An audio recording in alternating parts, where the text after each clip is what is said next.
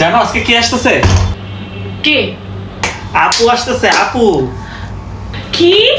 আপু আসতেছে? ও আমার যে কি খুশি লাগতেছে। আজকে আমরা অনেক কথা বলবো, অনেক কিছু রান্না করবো। আমি কি রান্না করবো?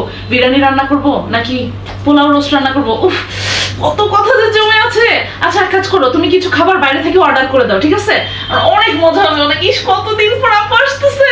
আমি একটু রেডি হয়ে যাই তাড়াতাড়ি। আরে তোমার আপু না তো, আমার আপু। কি?